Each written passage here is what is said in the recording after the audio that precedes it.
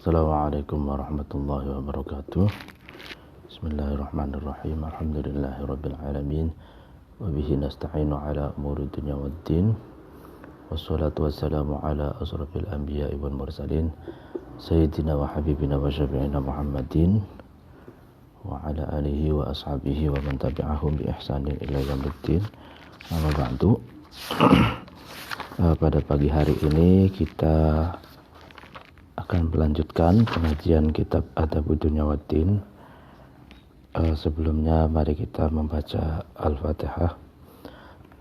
Ila hadratin Nabi Mustafa Muhammad sallallahu alaihi wasallam wa ala alihi wa ashabihi wa man tabi'ahum bi ihsanin ila yaumiddin wa ila hadratin jami'il ulama'il amilin wal awliya'i wa suhada'i wa salihin wa bil khusus awliya tis'ah ya Jawa, Sunan Gunung Jati, Sunan Kalijaga, Sunan Kudus, Sunan Muria, Sunan Bonang, Maulana Malik Ibrahim, Raden Fatah, Sudin wa Qurahim wa Qurabatihim wa ila hadatin Jabil Ulama il-Amilin wal Awliya wa Suhadai wa Salihin wa bil khusus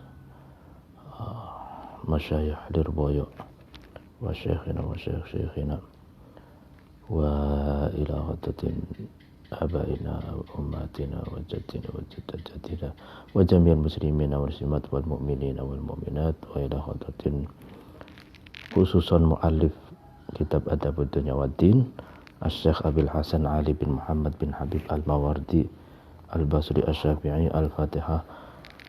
A'udzu billahi minasyaitonir rajim. Bismillahirrahmanirrahim. Alhamdulillahirabbil alamin. Ar-Rahmanir Rahim. Maliki yaumiddin. Iyyaka na'budu wa iyyaka nasta'in. Ihdinas siratal mustaqim. Siratal ladzina an'amta 'alaihim ghairil maghdubi 'alaihim waladdallin. Amin. Bismillahirrahmanirrahim. Pada pengajian yang lalu kita telah sampai pada pembahasan tentang bahwa disebutkan ada sekelompok kaum yang kurang suka dengan Al-Jamal Al-Bari', perempuan yang cantik, yang sangat cantik, atau laki-laki yang sangat ganteng. Itu ada banyak alasan yang sudah dijelaskan kenapa kaum itu tidak begitu suka. Itu lalu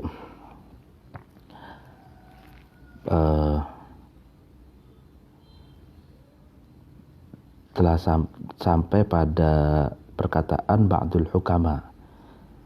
Jadi sebagian filosof itu berpendapat kepada soyad, kepada orang yang biasa profesinya itu berburu binatang. Filosof itu berkata kepada orang yang biasa berburu binatang, ya soyad, ya, wahai orang yang biasa berburu binatang, waspadalah kamu terhadap perempuan cantik, gitu, cantik sekali, gitu, karena ketika kamu memburunya, pada hakikatnya kamu sendirilah yang akan diburu. Jadi kalau binatang itu kan diburu lalu kemudian tertangkap, gitu ya, lalu dikuasai oleh soyad, oleh orang yang memburu binatang itu. Sedangkan kalau memburu perempuan,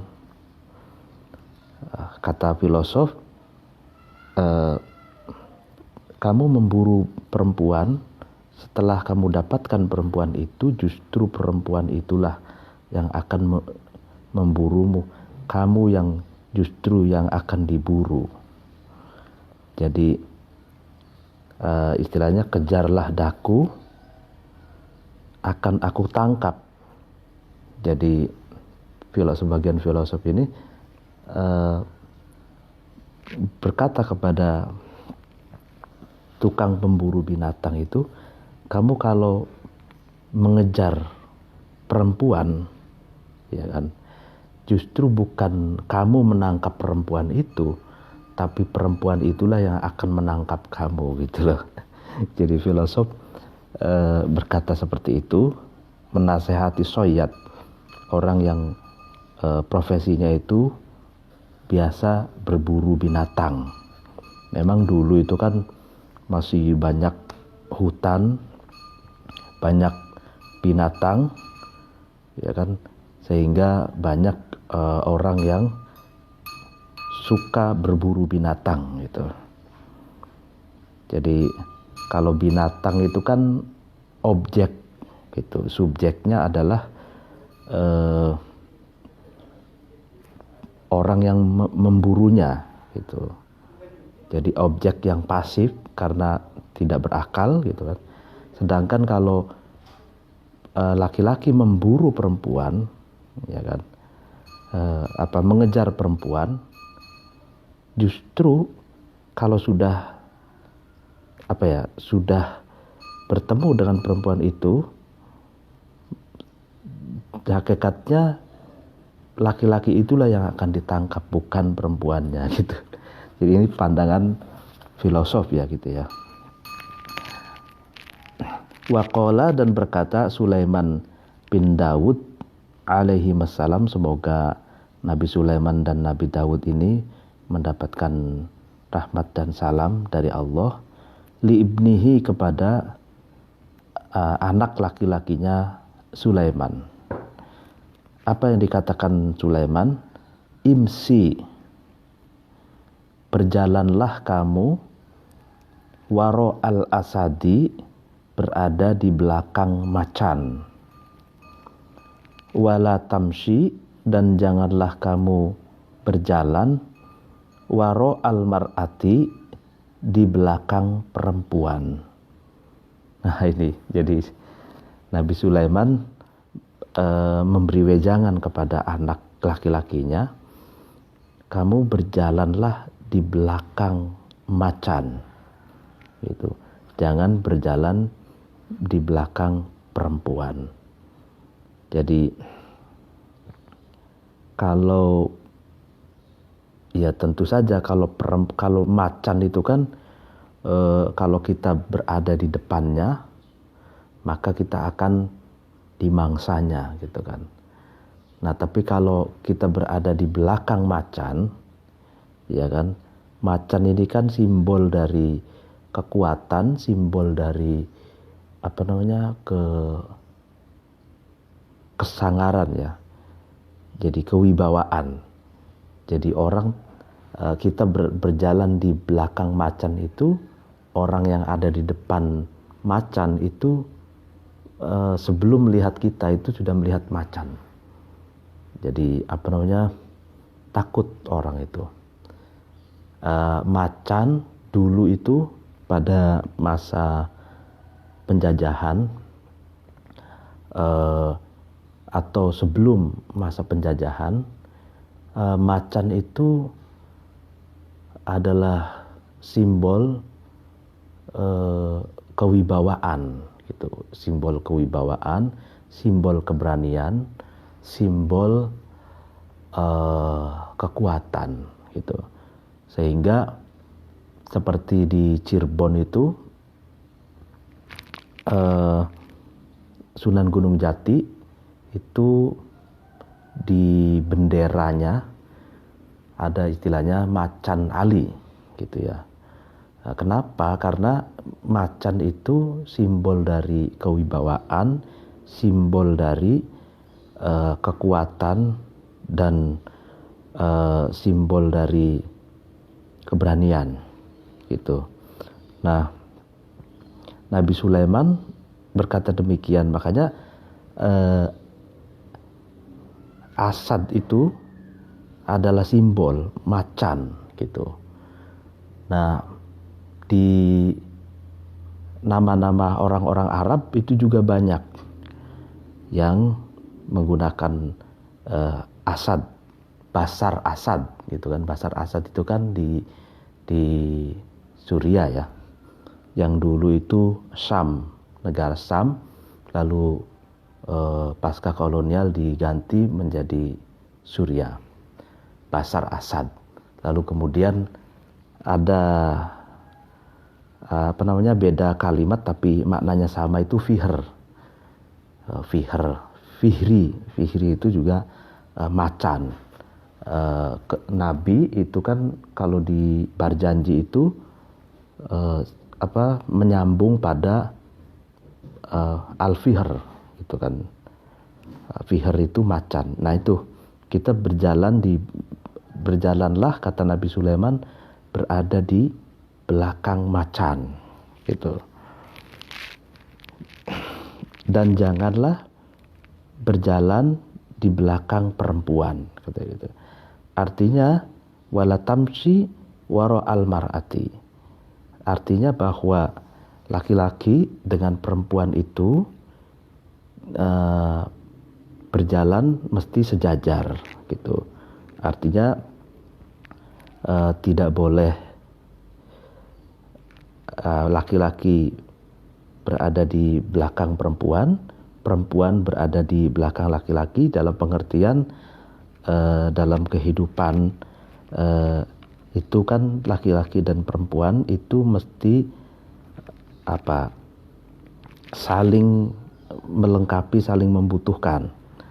Laki-laki memiliki kelebihan yang dapat menutupi kekurangan perempuan, perempuan memiliki kelebihan yang dapat menutupi kekurangan laki-laki. Dan boleh jadi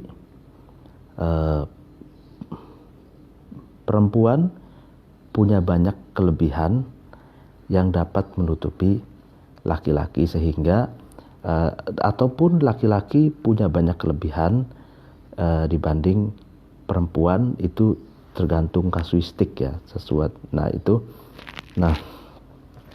Wasami'a, dan mendengar Umar bin Khattab radhiyallahu anhu, semoga Allah meridhoi Umar, imra'atan, terhadap perempuan, takulu, yang perempuan itu berkata, hadal bait, terhadap inilah bait syair.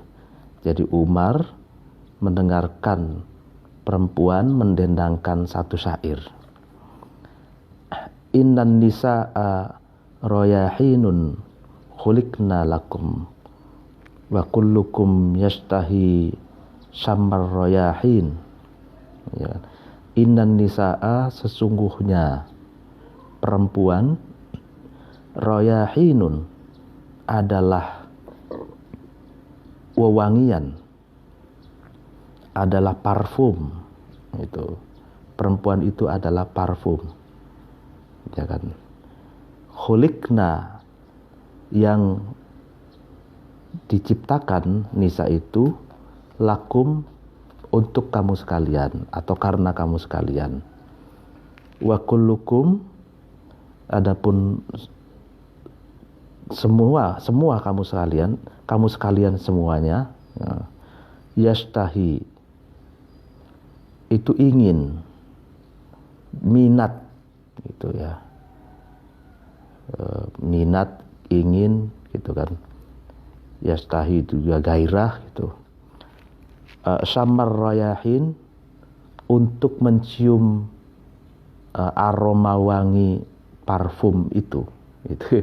Jadi innan nisa royahin, perempuan itu adalah parfum, wewangian yang diciptakan untuk kamu sekalian laki-laki, dan kamu sekalian laki-laki itu berminat, ya kan, ingin mencium bau wangi gitu ya, wangi perempuan gitu. Nah ini jadi Umar mendengarkan seorang perempuan mendendangkan syair demikian, dan Umar pun sambil manggut-manggut ya membenarkan itu. Lalu kemudian Tapi Umar berkata juga, faqala, kemudian Umar berkata radhiyallahu anhu, semoga Allah meridhai Umar, ini innan nisaa syayatinun khuliqna lana na'udzubillah min syarri syayatin. Nah ini, jadi tapi Umar mengingatkan, selain memang perempuan itu di apa ya, bagaikan parfum wewangian yang dapat dicium bau harumnya oleh para lelaki. Tapi Umar pun mengingatkan juga, innan nisaa, sesungguhnya perempuan, syayatinun, katanya, bagaikan setan. Ini nih, khuliqna, yang nisa itu diciptakan, lana, bagi kami, na'udzu, kami berlindung billahi kepada Allah, min syarri syayatin, dari godaan buruknya setan. Artinya kalau saya pahami di sini, Umar itu melihat perempuan itu ada positif, ada negatifnya. Jadi positifnya, perempuan itu bagaikan wewangian yang dapat memperindah kehidupan, baik di rumah tangga maupun di kehidupan sosial. Tapi juga ada perempuan-perempuan yang seperti setan, katanya gitu. Artinya menggoda, lalu kemudian memperosokkan seseorang pada perzinahan gitu. Tapi itu sebenarnya bukan pada perempuannya itu sendiri, tapi pada sebagian dari perempuan yang seperti akhlak seperti akhlaknya setan, yaitu mengajak keburukan. Jadi bukan pada diri perempuannya, tapi pada etika yang ada perempuan-perempuan yang sebagian, tidak semuanya gitu. Nah itu. Wa in kana, dan ketika ada al-aqdu, akad nikah, ruhbatan, itu karena cinta, fiddini, di dalam agama.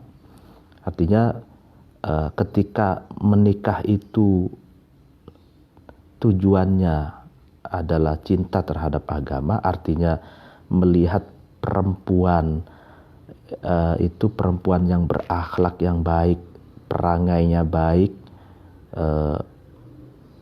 artinya fiddin itu etika perempuan itu baik, berpendidikan, berwawasan, lemah lembut gitu, sesuai dengan etika agama. Fahuwa, maka akad nikah itu authaqul uqudi, itu akad yang paling kokoh, ya, ikatan pernikahan yang paling kokoh. Halan, apanya? Halan, keadaannya. Jadi kalau laki-laki menikahi perempuan atau perempuan menikahi laki-laki, termotivasi oleh karena laki-laki itu akhlaknya baik gitu, lalu kemudian taat beragama, berwawasan luas, berpendidikan gitu, atau karena perempuan itu akhlaknya baik, berwawasan gitu ya, sesuai dengan agama. Nah, lalu kemudian menikah karena faktor itu pernikahannya adalah authaqul uqudi halan. Jadi nanti ikatan pernikahannya itu adalah ikatan pernikahan yang paling kokoh gitu. Wa adwamuha, dan lebih abadinya uqud, langgeng, lebih langgeng-langgengnya uqud, ya kan,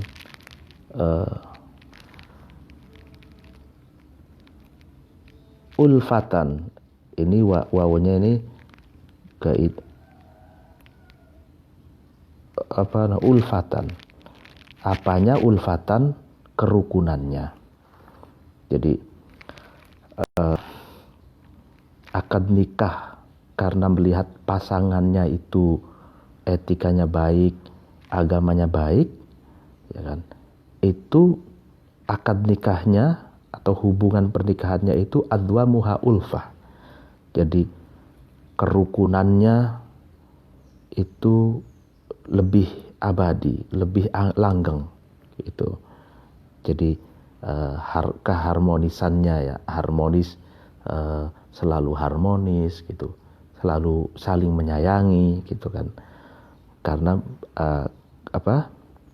karena etika kedua pasangan, agama, basis agama dari kedua pasangan itu memiliki basis agama gitu ya, memiliki basis pengetahuan dan akhlak agama. Wa amadduha, dan lebih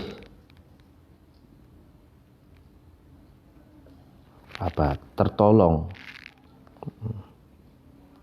ya lebih tertolong uqud itu bad'an sejak semula, sejak awal, wa akibatan dan akibat-akibatnya. Artinya bahwa akad nikahnya itu sejak awal sampai akhir gitu, itu akan tertolong gitu, dan akan memendarkan akibat-akibat positif gitu, karena pernikahannya didasari pada pengetahuan dan akhlak agama.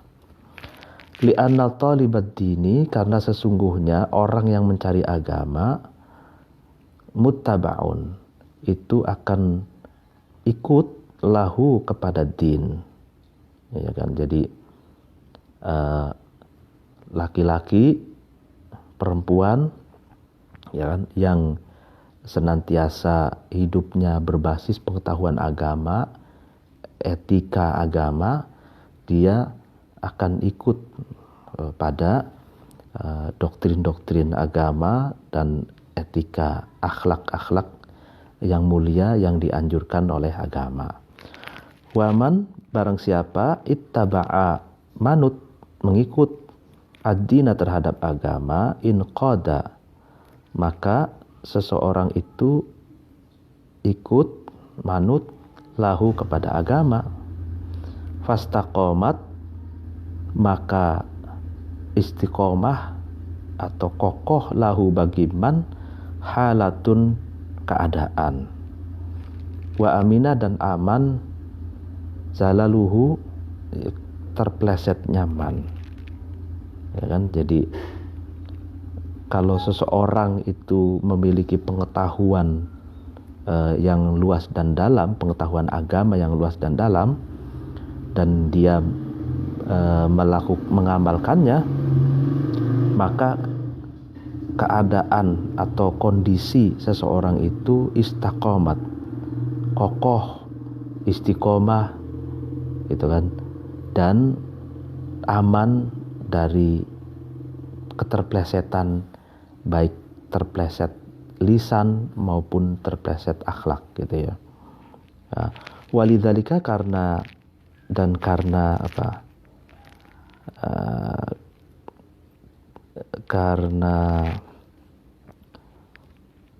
wa in kana aqdur rubah fiddin itu, qala, berkata Nabi sallallahu alaihi fadfar bidatid din taribat jadak.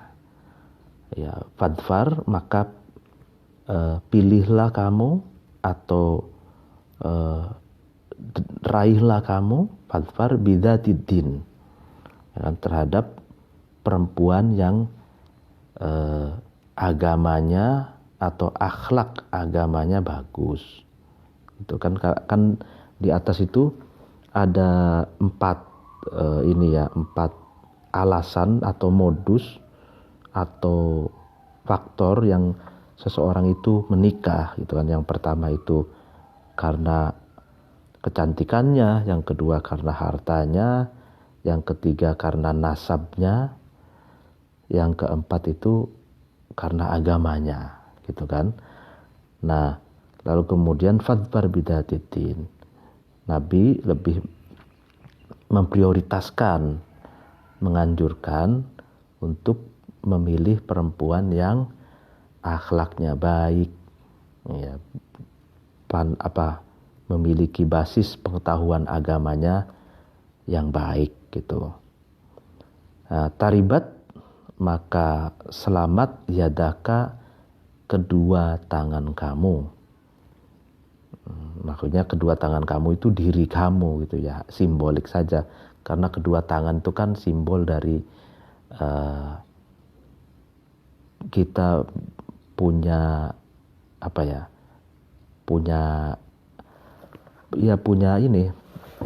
punya kuasa ya, punya kemampuan, kita memiliki kemampuan untuk bekerja, untuk melakukan sesuatu dengan kedua tangan itu. Jadi maksudnya ini adalah diri. Selamat, jadi diri kamu menjadi selamat. Nah, wafihi, dan di dalam perkataan taribat yadaka ini takwilani, ada dua takwil atau dua tafsir. Ahaduhuma, adapun salah satu dari takwilani, taribat yadaka in lam tadfar bidatiddin. Itu taribat, selamat, atau yadaka, kedua tangan kamu atau diri kamu, selamatkanlah kedua tangan kamu atau diri kamu, in lam tadfar, ketika kamu tidak atau belum memperoleh bidatiddin, terhadap perempuan yang agamanya baik atau akhlaknya baik gitu. Jadi sebelum memperoleh atau sebelum mendapatkan perempuan yang agamanya baik, akhlaknya baik, maka terlebih dahulu harus diselamatkan. Artinya masa jomblo itu benar-benar harus selektif, ya kan, memilih pasangan agar selamat gitu. Dan kalau belum menemukan, ya kan, kalau belum menemukan perempuan yang agamanya baik, etikanya baik, ya selamatkan terlebih dahulu diri kita untuk mencarinya lagi gitu. Ya, ini bagi para kalangan jomblo ya. Wasani, adapun yang tafsir yang kedua, innaha, sesungguhnya taribat yadaka itu kalimatun, adalah kalimat, tudzkaru, yang dituturkan, yang disebutkan, lil mubalaghati, karena tujuannya adalah untuk mubalaghah. Mubalaghah itu untuk memberi semacam penekanan yang lebih kuat lagi, memberi satu tekanan, perhatian gitu, memberi perhatian yang lebih gitu, agar mencari pasangan itu selektif gitu loh. Wala yuradu, dan tidak dikehendaki biha, dengan kalimat itu, su'un, keburukan. Jadi taribat yadaka itu tidak ada tujuan buruk gitu. Kaqaulihim, sebagaimana perkataan orang Arab, ma asja'uhu qatiluhullah. Ma, sesuatu apa gitu, asja'uhu, ma itu dapat menjadikan laki-laki itu berani. Qatalahu, sementara laki-laki itu dimatikan Allahu oleh Allah. Jadi apa yang dapat ma'asya'uhu qatiluhullah, apa yang dapat menjadikan seorang laki-laki itu berani sementara laki-laki itu pada akhirnya juga mati, ditakdirkan oleh Allah mati gitu. Artinya kata-kata ini taribat yadaka itu seperti kata-kata seperti ini kalau wa in kana, dan ketika ada al-aqdu akad nikah ruhbatan, itu karena cinta, fil ulfati dalam kerukunan, artinya ketika akad nikah itu karena memang cinta untuk menciptakan kerukunan gitu. Fahadha, maka adapun wa in kana aqdur rughbah fil ulfaiti yakunu, ada akad itu ala ahadi wajhaini, atas salah satu dari kedua wajah atau dua poin ya. Apa saja? Imma ayuqsad, ada kalanya dituju atau dimaksudkan, bihi dengan al-aqd, apa yang dimaksudkan, al-mukathiratun, memperbanyak anak, bistima'il fariqaini, dengan mengumpulkan, dengan menyatukan kedua golongan atau kedua keluarga. Jadi akad nikah itu bertujuan untuk membangun kerukunan. Itu yang pertama, tujuannya adalah memperbanyak keturunan. Dengan keturunan itu kan berarti menciptakan kerukunan di antara kedua keluarga. Jadi misalkan laki-laki punya keluarga, punya kabilah, punya punya kabilah ya, klan. Laki-laki, perempuan juga punya keluarga, punya kabilah gitu ya, punya klan. Nah, laki-laki perempuan ini menyatu dalam ikatan pernikahan, lalu memiliki banyak keturunan. Ya kan, memiliki banyak keturunan dengan memiliki anak lah ya.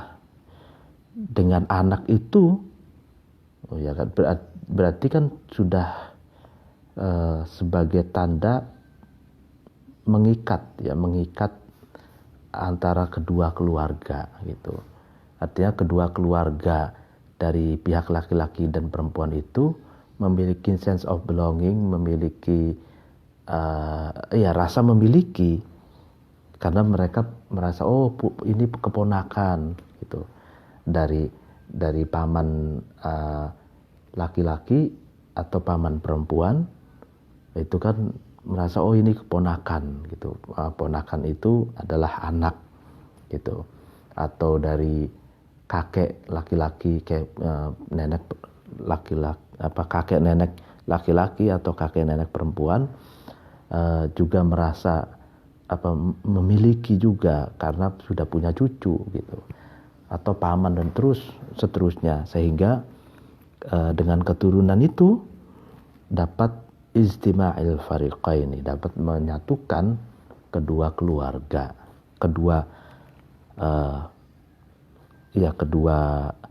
klan, bahkan kedua kabilah gitu ya.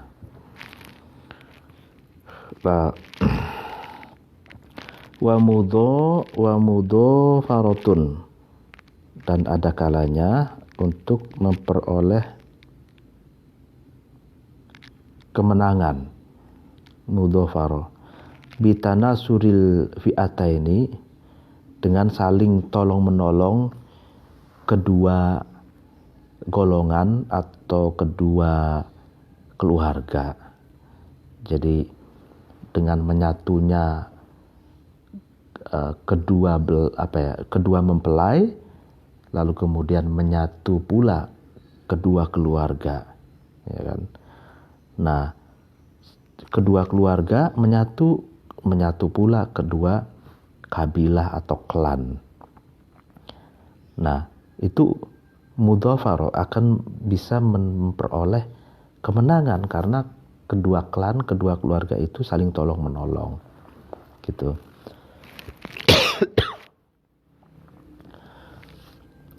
Ya kalau dulu zaman raja-raja zaman dulu itu kan antar satu kerajaan dengan kerajaan yang lain itu menikahkan putra-putrinya. Dengan pernikahan putra-putrinya itu akhirnya antar kedua kerajaan menyatu menjadi kekuatan koalisi yang besar gitu. Nah, wa imma ayyuqsada, ya bukan hanya kerajaan tapi juga pesantren-pesantren itu kan antar putra kiai dengan putrinya kiai itu dinikahkan gitu kan. Lalu sehingga saling tolong menolong dan jaringan pesantren, jaringan ulama itu menjadi kuat gitu. Atau yang lebih hebat lagi, putranya kiai menikahi putrinya orang biasa sehingga bisa memperbanyak keturunan dari keluarga-keluarga yang lain. Wa imma, dan ada kalanya ayuk soda dituju, ya bermaksud bihi dengan akad ta'allufu a'da'in, merukunkan musuh-musuh mutasallitina yang menguasai. Iya, istilahnya ini. Jadi pernikahan ada kalanya tujuannya adalah agar permusuhan itu diakhiri. Iya kan? Merukunkan kembali permusuhan antara keluarga, merukunkan kembali permusuhan antar klan, kabilah gitu. Mutasalitina yang menguasai. Tujuannya apa? Istighfaan. Karena meminta perlindungan li'adiyatihim kepada penganiayaan a'da mutasalitin. Jadi wataskinan dan menghentikan li saulatihim kepada perbuatan buruknya a'da mutasalitin. Ya kan, jadi jadi ta'lifu a'da'il mutasalitin itu merukunkan musuh-musuh yang menguasai. Jadi misalkan dulu itu ada raja-raja besar, kerajaan-kerajaan besar dan kerajaan-kerajaan kecil gitu kan, atau kerajaan yang menindas gitu kan, menindas misalkan suku kabilah apa gitu kan. Nah, pernikahan itu oleh orang-orang masa lalu ya, di mana kitab ini ditulis, itu seringkali digunakan untuk merukunkan atau meredam, ya kan, sikap diskriminasi, sikap ketidakadilan, kezaliman yang dilakukan oleh raja kepada kabilah tertentu itu. Jadi misalkan satu kerajaan tidak suka terhadap kabilah tertentu gitu ya. Nah, kabilah tersebut itu demi menciptakan kerukunan, akhirnya berinisiatif menikahkan putrinya yang cantik kepada putra raja yang menindas itu, gitu. Nah, dengan pernikahan akhirnya kerajaan itu tidak lagi menindas, menghentikan perlakuan buruknya terhadap kabilah itu, dan pada akhirnya yang tadinya menindas menjadi melindungi, gitu. Atau sebaliknya, atau dalam keadaan ya misalkan ada kerajaan besar, kerajaan kecil, ya kan dulu kan zaman kerajaan kesultanan gitu ya. Nah, kerajaan besar ini memusuhi kerajaan kecil, gitu.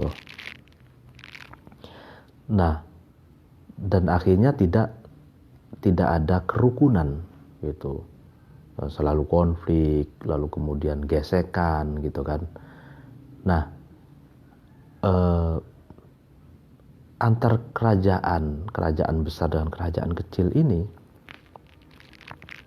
kerajaan kecil ini menikahkan putrinya atau putranya dengan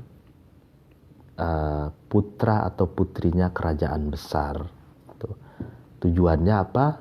Tujuannya menciptakan kerukunan. Kerajaan besar tidak lagi menindas, tidak lagi melakukan perbuatan yang buruk terhadap kerajaan kecil, dan melindungi, gitu. Nah, ataupun antar kabilah, gitu. Antar kabilah yang terjadi permusuhan, itu pernikahan adalah solusi yang dapat meredam, gitu, yang dapat meredam gejolak permusuhan itu, gitu. Nah, ini ya gambaran sosiologi sekali ya, gambaran sosiologi sekali.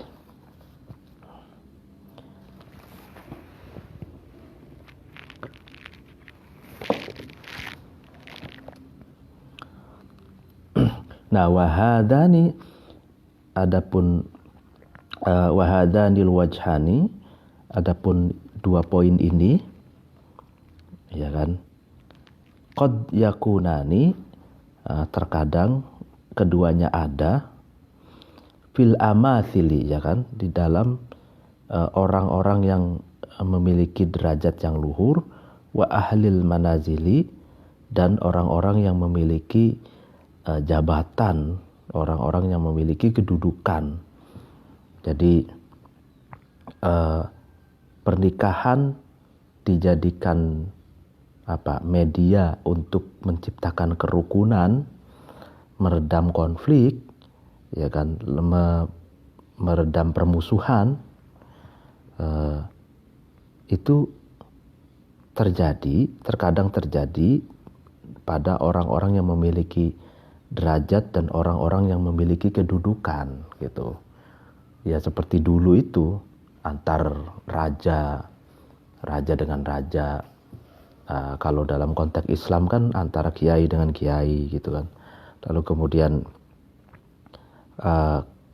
kalau dalam konteks sekarang itu kan antar politisi biasanya kan menikahkan, seperti SBY dengan Hatta Rajasa itu kan, menikahkan putra dan putrinya.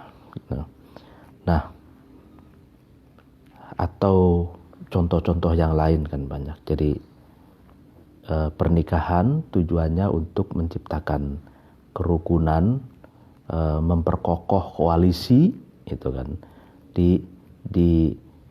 Itu terjadi pada orang-orang yang memiliki kedudukan atau memiliki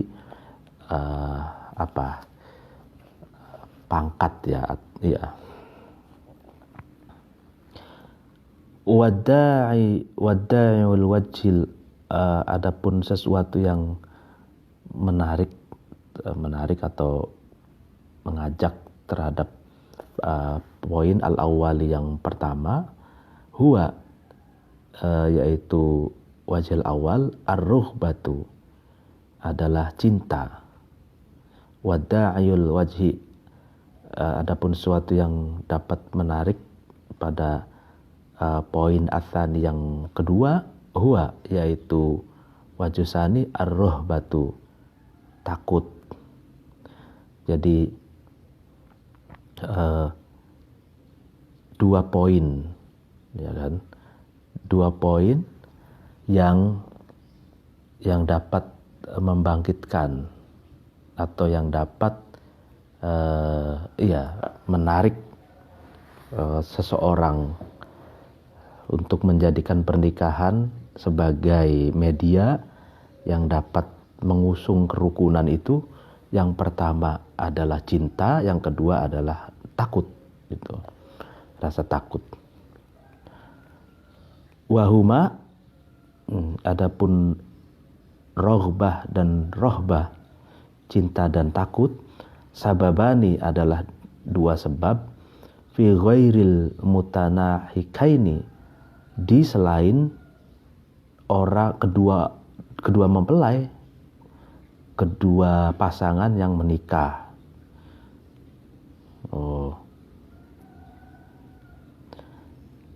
Jadi cinta dan takut itu 2 sebab di selain 2 mempelai yang menikah. Iya kan, biasanya menikah itu atas dasar inisiatif dari keluarganya, dijodohkan gitu kan, atas dasar inisiatif kepentingan kerajaan misalkan pada masa dulu itu. Nah, jadi bukan inisiatif dari kedua mempelai gitu ya. Ataupun bisa diartikan secara luas, cinta dan rasa takut itu juga terkait dengan mengusung dan mewujudkan kerukunan itu. Nah ini fa'in istadama, maka ketika langgeng, as-sababu sabab adalah sebab, damat maka langgeng, al-ulfatu kebersamaan, kebersatuan atau kerukunan. Jadi cinta dan rasa takut itu adalah kedua sebab yang dapat mewujudkan kerukunan dan persatuan gitu. Nah, maka ketika sebab itu, ketika cinta atau rasa takut itu sebagai sebab itu langgeng, ya maka kerukunan dan persatuan itu langgeng. Nah, wa inzala, dan ketika hilang as-sababu, sebab, bizawalir ruhbati, ya dengan sebab hilangnya rasa cinta, warrohbati, dan rasa takut, khifa, maka dikhawatirkan atau ditakutkan, zawalul ulfati, juga hilangnya kerukunan dan persatuan. Ya. Jadi kalau mengusung kerukunan itu ada modus, ya kan, ada sebab, yaitu karena cinta dan takut, rasa takut. Nah, dikhawatirkan ketika cinta itu hilang, rasa takut itu sudah hilang, ya kan, maka ya kan, kerukunan dan persatuan juga dikhawatirkan juga hilang, gitu. Illa, kecuali ayyan dhamma, terkumpul, ilaiha, kepada rohbah dan rohbah itu, ahadul asbabi, salah satu dari sebab-sebab, al-ba'ithati, yang membangkitkan, alaiha, atas al-ulfah, wal muqarrabatu, dan sesuatu yang mendekatkan ilaiha kepada ulfa, ya kan? Ya kecuali itu kan rasa cinta dan rasa takut itu dibarengi, itu berkumpul dengan salah satu sebab yang senantiasa membangkitkan kebersatuan dan kerukunan itu, dan cinta dan rasa takut itu dibarengi dengan sesuatu yang senantiasa mendekatkan kepada ulfa, kepada persatuan dan kerukunan. Ya, jadi kalau kita lihat di depan itu kan ada beberapa sebab yang dapat menciptakan kerukunan dan persatuan. Itu diantaranya yaitu doktrin agama, ya kan? Doktrin agama, lalu kemudian apalagi keturunan, relasi, jaringan kekeluargaan, lalu kemudian uhkuah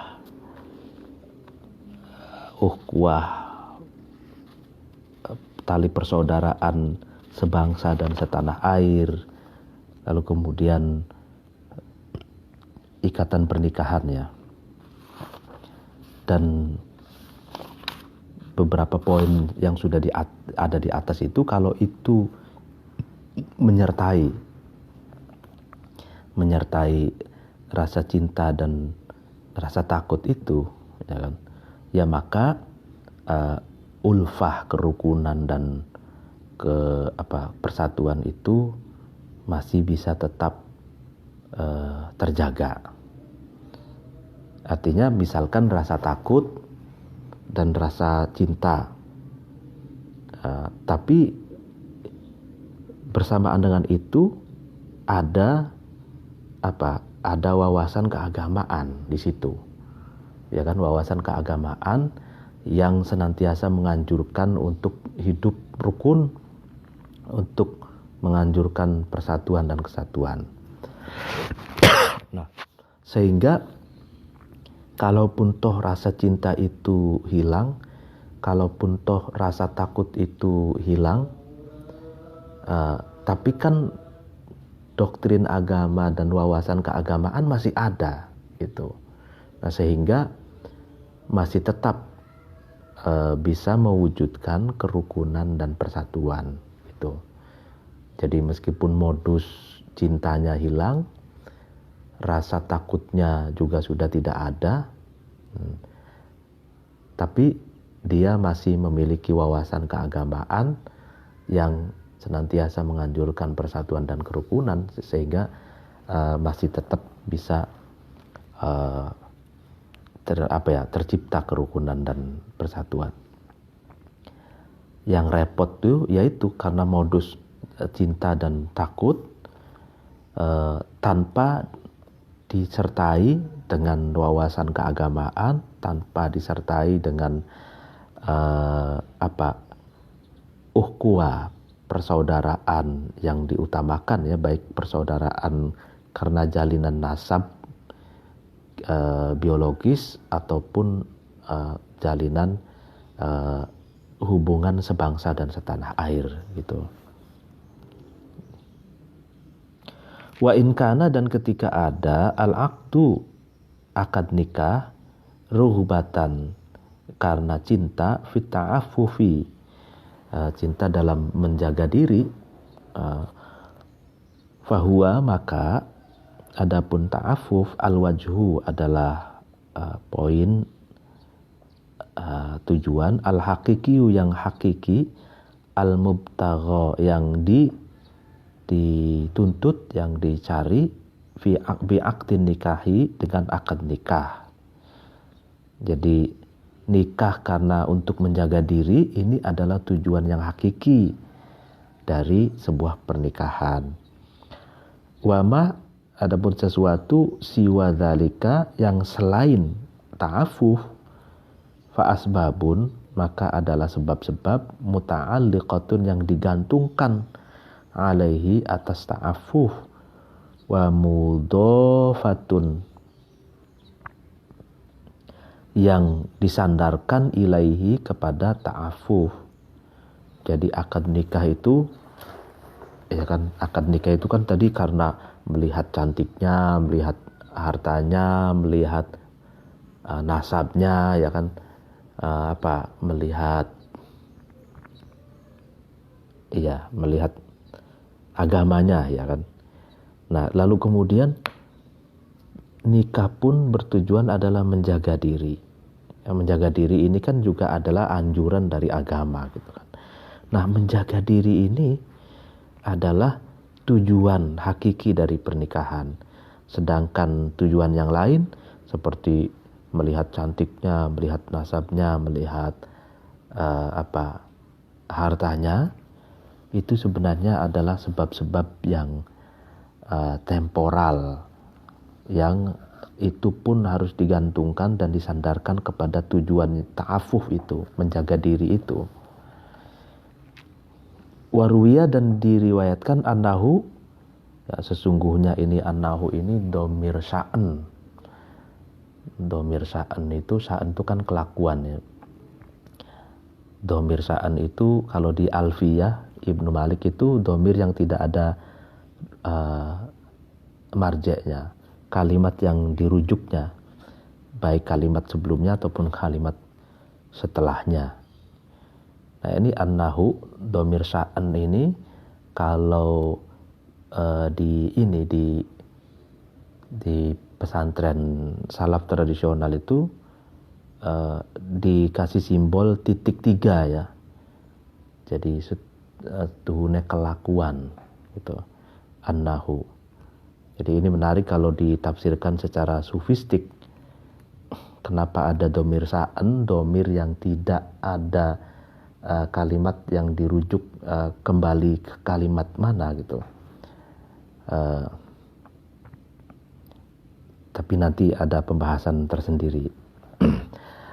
Lamma nazala, itu ketika turun qauluhu, firman Allah Ta'ala, Maha Luhur Allah, apa yang diturunkan, ya ayuhan nas ittaqu rabbakumul ladzi khalaqakum min nafsin wahidah wa khalaqa minha zawjaha. Ya ayuhan nas, wahai manusia, ittaqu, takwalah kamu sekalian, rabbakum, terhadap Tuhan kamu sekalian, alladzi, yang khalaqakum, yang Rabb itu menciptakan kamu sekalian, min nafsin, dari nafas, dari diri, wahidatin, yang satu, wa khalaqa, dan Rabb itu menciptakan minha, dari nafas, zaujaha, terhadap pasangan, pasangan nafas. Ya, ini jadi, wahai manusia, takwalah kepada Tuhanmu yang menciptakanmu dari nafas yang satu, jiwa yang satu, diri yang satu, dan yang menciptakan pasanganmu dari nafas, jiwa yang diri yang satu itu. Qala, berkata an-nabiyyu, Nabi sallallahu alaihi wasallam, khuliqa, apa yang dikatakan khuliqa, diciptakan, ar-rajulu, laki-laki, minat turabi, dari tanah, fahamuhu, maka adapun perhatiannya atau tujuannya, ham itu muhim, kepentingannya, rajul itu fiturabi, di dalam tanah, wa khuliqat, dan diciptakan almar'atu, perempuan, minar rajuli, dari laki-laki, fahamuha, maka perhatiannya atau tujuannya almar'ah fir rajuli, di dalam laki-laki. Jadi gini, kalau kita baca di dalam tafsir Jalalain ya, atau sarahnya tafsir Jalalain itu Sawi, tafsir Sawi itu menarik soal analisa tentang laki-laki itu ya kan diciptakan dari tanah gitu, atau bukan laki-laki, tapi pada akhirnya kalau dalam satu sebentar, jadi awal mula diciptakannya Adam itu kan dari tanah gitu kan, tanah, lalu kemudian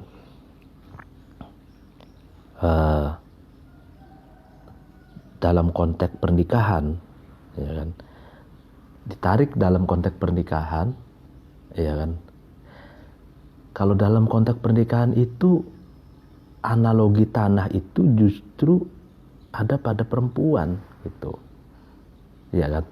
Jadi itu menarik, nisaukum harthul lakum fa'tu harthakum annasitum. Harthul lakum ya, perempuan itu bagaikan tanah gitu. Jadi kalau dalam penciptaan itu kan yang diciptakan dari tanah itu adalah Adam, laki-laki kan berarti. Tapi kalau dalam konteks pernikahan, relasi antara suami istri, relasi antara laki-laki dan perempuan itu adalah relasi benih dan tanah gitu. Benih itu laki-laki, tanah itu sawah itu diibaratkan perempuan gitu. Nah, harsun itu kan lakum, tanah yang bisa dicocok tanam ya, untuk bercocok tanam. Nah, sekarang pertanyaannya,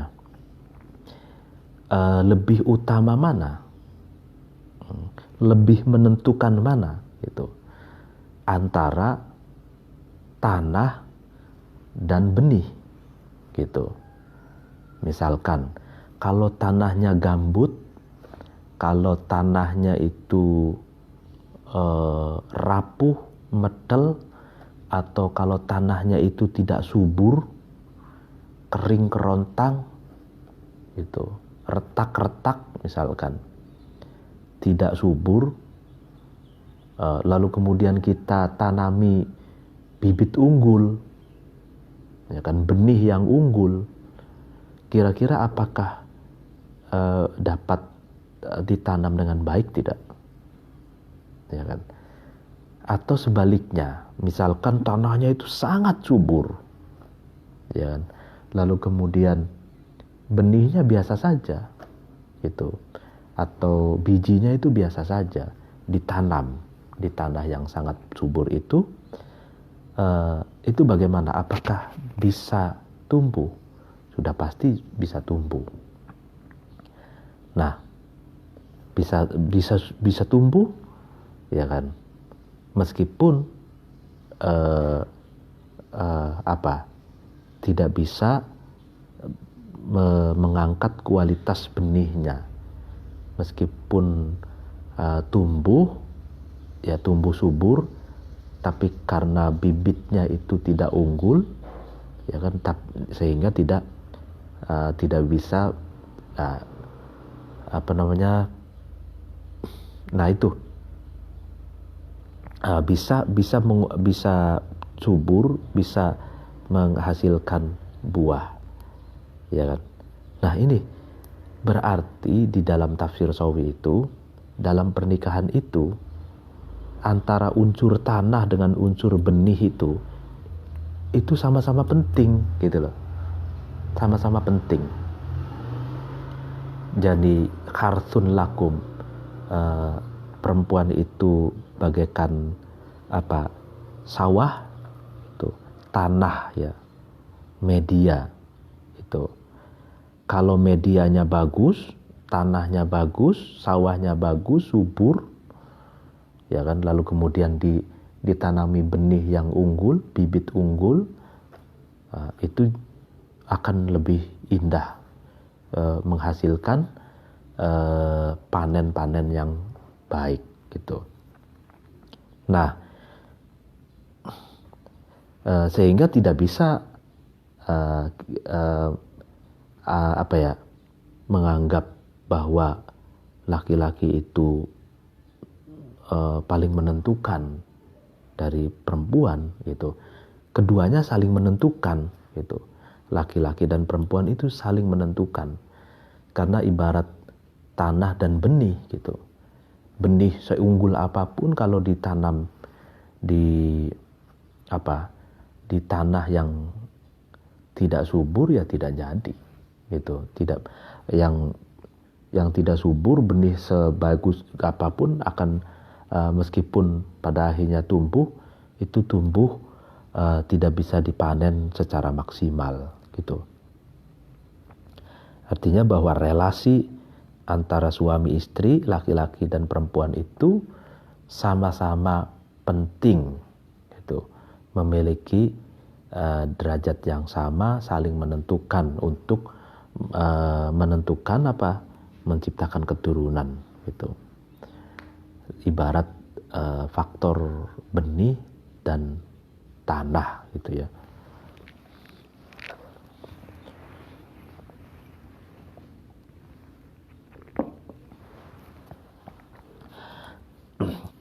Warawa dan meriwayatkan Atiyah bin Basharin an Aqaf bin Rifa'ah al-Hilali, dari Aqaf bin Rifa'ah al-Hilali. Anna Nabiya, sesungguhnya Nabi sallallahu alaihi wasallam itu Nabi berkata lahu kepada Aqaf, ya Aqaf, wahai Aqaf, alaka, apakah bagi kamu zaujatun, istri, artinya alaka zaujatun, apakah kamu sudah punya istri itu. Qala, Aqaf itu menjawab, la, tidak gitu. Tidak Rasulullah. Qala, artinya Aqaf berarti masih jomblo. Qala, Nabi menjawab, fa anta, maka kamu, idzan, ketika kamu tidak menikah itu, karena bahasanya la ya, min ikhwanis syayatin itu bagian dari termasuk temannya setan gitu. Jadi kalau kamu tidak menikah, wahai Aqaf, kamu termasuk temannya setan gitu. Ya kalau tidak menikah kan banyak godaan ya kan tergoda untuk berzina, tergoda untuk macam-macam gitu. Makanya Rasul mengatakan begitu. In kunta, ketika kamu ada, min ruhbanin nasoro, termasuk pendetanya kaum Nasrani, fa'al haq, maka susullah kamu bihim, bersama ruhban an-nasoro. Nah iya, jadi pendeta Nasrani itu kan dari kalangan, kalau sekarang konteksnya Katolik ya, itu kan tidak menikah gitu.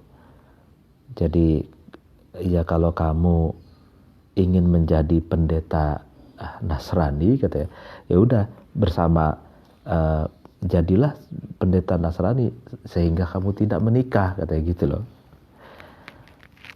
Wa in kunta, dan ketika kamu ada, minna, dari golongan kami, famin sunnati, maka bagian dari sunnah, famin sunnatina, maka bagian dari sunnah kami, an nikahu, adalah pernikahan.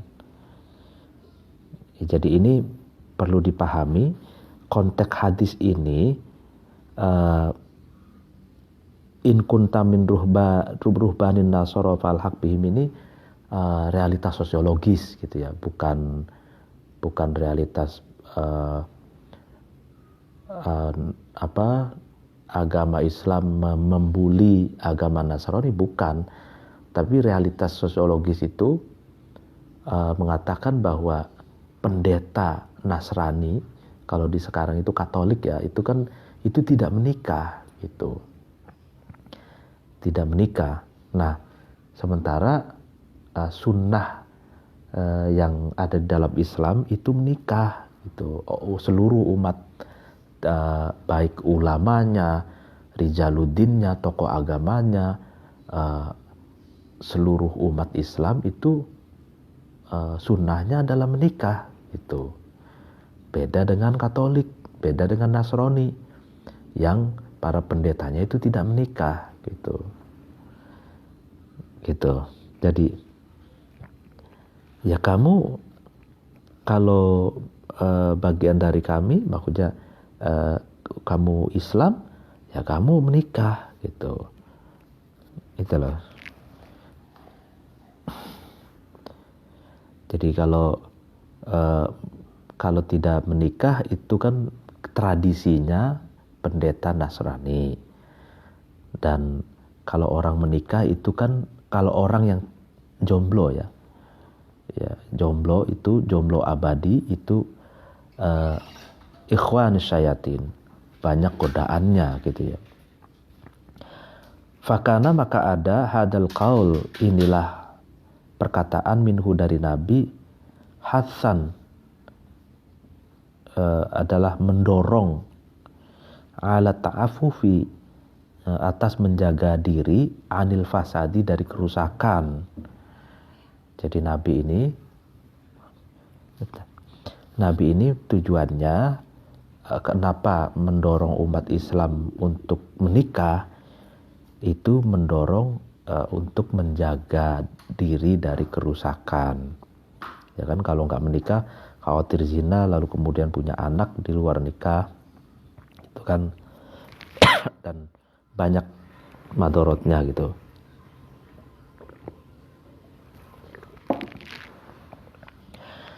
Waba'isan, dan membangkitkan alat takatsuri, ya kan, memperbanyak bil auladi, keturunan atau anak gitu kan.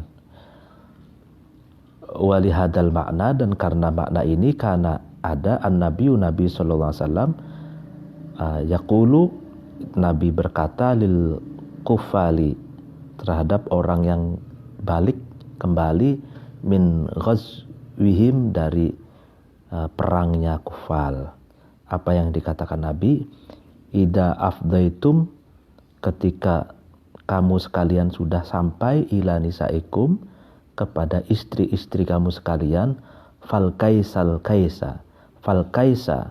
maka tetaplah kamu untuk berhubungan, ya maksudnya jima ya di sini tuh. Tetaplah kamu untuk berhubungan suami istri, al kaisa, artinya tetap kamu harus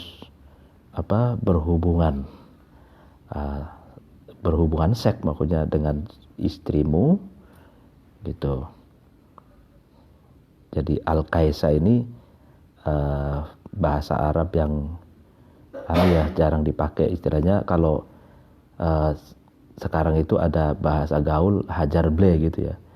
Jadi kamu kalau sudah sampai dengan ke rumahmu, bertemu dengan istrimu, hajar ble itu. Nah gitu.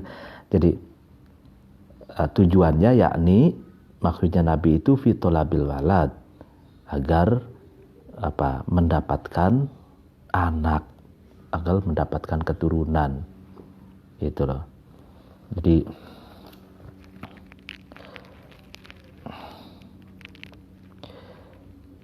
ada satu KB ya, sekarang kan keluarga berencana. Itu bagaimana keluarga berencana itu? Nah, kan ada dua hal. Yang pertama tandimun nasl dan tahdidun nasl. Nah, tandimun nasl itu mengatur kelahiran, mengatur kehamilan gitu. Artinya tandimun nasl itu bisa jadi anaknya itu lebih dari 2, tapi diatur waktu hamilnya itu. Misalkan per per 3 tahun sekali atau per 5 tahun sekali gitu. Ya, diatur. Tandim. Nah, kalau tahdidun nasl itu membatasi keturunan. Nah, para ulama mengatakan kalau tandimun nasl boleh gitu. Kalau tahdidun nasl itu yang tidak boleh gitu. Tapi kalau menurut Imam Al-Ghazali dalam Ihya Ulumuddinnya, bahwa sebaiknya memang kelahiran itu, kehamilan itu diatur. Tujuannya adalah agar perempuan itu bisa menyusui selama 2 tahun, merawat anaknya, gitu kan, lalu kemudian siap untuk hamil berikutnya, punya kesiapan, punya mental, dan juga merawat kebugaran dan merawat kecantikan seorang istri. Sebab kata Imam Ghazali, kalau terus-terusan hamil lahir baru berapa bulan, hamil lagi, lahir lagi, itu berakibat pada menurunnya kebugaran dan mempercepat penuaan gitu. Jadi orang kalau hamil lahir gitu, itu kata Imam Ghazali cepat tua gitu. Dan padahal dianjurkan untuk tetap fit gitu kan. Kalau terus-terusan hamil lahir itu kebugarannya juga akan terganggu dan bahkan mungkin terancam gitu. Jadi makanya tandimun nasl. Falazima, maka wajib hina idin di dalam wa in kana al aqdu ruhbah fi ta'affuf itu, jadi fi aqdin nikahi fi aqdi ta'affufi fil aqdi ta'affufi, ya, dalam akad nikah yang tujuannya adalah menjaga diri, yang menjaga diri dari zina, dari maksiat gitu. Wajib apa? Tahkimul ikhtiyari, mengokohkan pilihan fihi, di dalam akad. Jadi karena tujuan nikah itu menjaga diri, jadi harus memilih, harus selektif dalam memilih pasangan. Wa iltimasul adwami, dan harus mencari sesuatu yang lebih langgeng, min dawa'ihi, dari sesuatu yang menarik akad nikah. Artinya selain selektif mencari pasangan, juga harus menanamkan dalam diri itu tujuan yang lebih abadi gitu loh. Tujuan yang lebih abadi, ya kan. Kalau tadi kan jelaskan kalau tujuan nikah yang paling tidak abadi itu adalah tujuan karena harta. Itu tidak abadi. Karena ketika hartanya habis, maka habislah tujuannya dan berpotensi untuk terjadinya disharmonis, ketidakharmonisan dan permusuhan, juga perceraian gitu. Nah, carilah kalau menikah itu 2, karena untuk nikah itu untuk ta'affuf, menjaga diri, sehingga pertama yang dilakukan adalah tahkimul ikhtiar, harus selektif mencari pilihan pasangan. Yang kedua, menata niat, mencari tujuan-tujuan yang lebih abadi gitu. Ya, itu dulu pengajian pada pagi hari ini. Mohon maaf apabila ada kesalahan. Wallahul muwafiq ila aqwamit thoriq. Wassalamualaikum warahmatullahi wabarakatuh.